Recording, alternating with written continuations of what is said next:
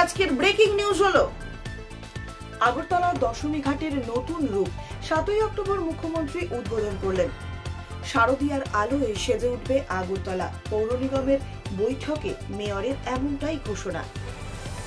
শনিবার আগরতলার পুর নিগমের কনফারেন্স হলে শারদীয়া দুর্গার উৎসবের দিনগুলোতে আলোকসজ্জা সহ আগামী 7ই অক্টোবর নতুন রূপে সেজে ওঠা দশমী ঘাটকে রাজ্যের মুখ্যমন্ত্রী অধ্যাপক ডক্টর মানিক সাহা উদ্বোধন করবেন।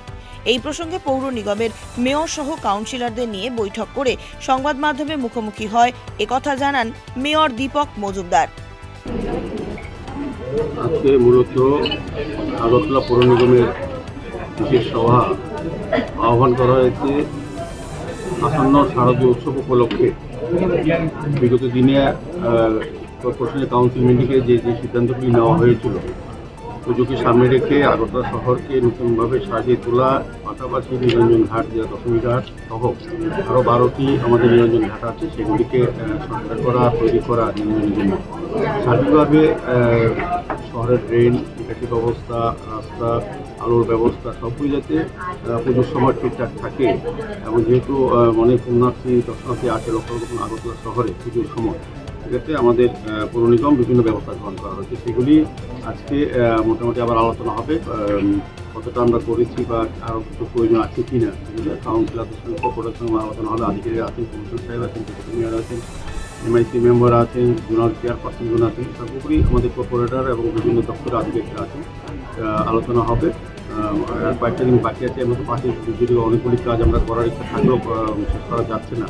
তবে আমরা চেষ্টা করছি যাতে সার্বিকভাবে যে সিদ্ধান্তগুলি আগে নেওয়া হয়েছিল পুজোকে সামনে রেখে এগুলি কতটা বাস্তবায়িত হয়েছে আজকে আলোচনা হবে। হওয়ার পর যদি দেখা যায় কিছু কাজ করা প্রয়োজনীয়তা অনুভব করি বা করা উচিত, সেগুলি আমরা আজকে সিদ্ধান্ত নিয়ে কাজ শুরু করে দেবো। তবে আমরা সার্বিকভাবে আমি বলবো যে আমাদের পুজোকে সামনে রেখে মোটামুটি আমরা প্রস্তুত, সমস্ত কিছু আমরা করেছি এবং সারা শহরের রাস্তা যেখানে কিছুটা ড্যামেজ ছিল বর্ষায় গাড়ির সময়, সেটাও আমরা মেনটেন্স করার চেষ্টা করছি।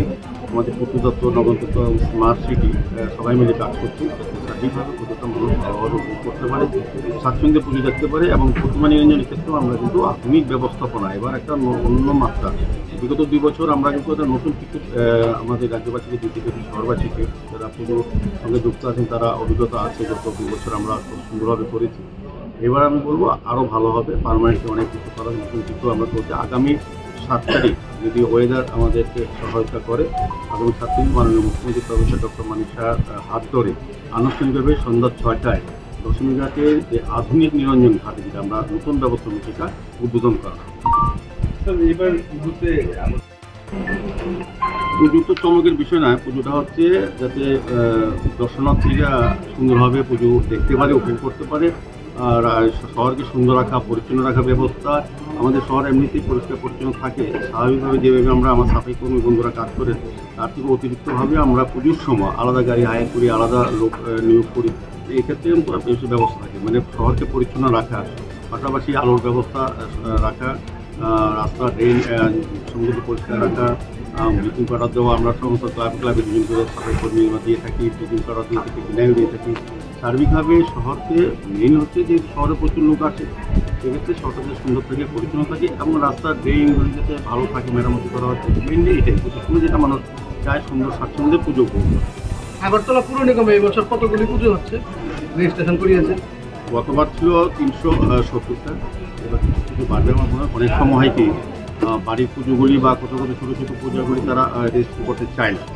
আমরা লক্ষ্য রাখছি, কারণ আমাদের একটা পুরস্কার আমরা ঘোষণা করি এবারও আছে জোনালয়, যেমন সেন্ট্রালি আমাদের যে স্কিম আছে, যে টিম করা আছে, তারা কিন্তু শহরের বিভিন্ন জায়গা যারা রেজিস্ট্রেশন করেন তাদেরকে লিস্ট করে যে আমরা পুজো করব। আমার মনে হয় গতবার থেকে 2টা পুজো হয়তো বাড়ি ধরে বাড়তে পারে। সেভাবে পুজো কমার কোনো সুযোগ নেই, বাড়ে। এবং সেভাবে আমরা 400 পুজো আমাদের নিরঞ্জন ঘাটে আসবে এই টার্গেট ধরে আমরা আমাদের সমস্ত প্রস্তুত।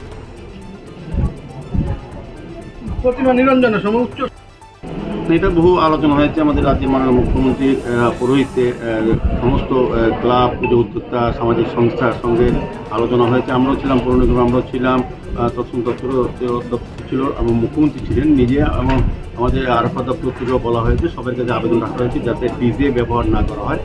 মানুষের অসুবিধা হয় এবং মানুষ চাইছেন যে ডিজে বন্ধ করতে। সমস্ত ক্লাবগুলি যারা সেদিন অংশগ্রহণ সভায় তারা কিন্তু সম্মত হয়েছেন ডিজে ব্যবহার করবেন না।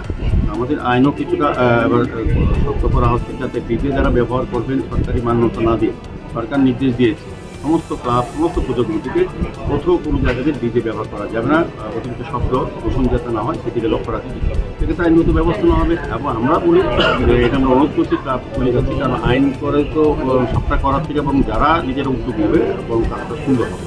আমাদের বিশ্বাস থাকবে যে এবার সরকার যে সিদ্ধান্ত নিয়েছে বা ক্লাবগুলিও যে সিদ্ধান্তে একমত হয়েছে সেটা সবাই থাকবেন ডিজে ব্যবহার করবে।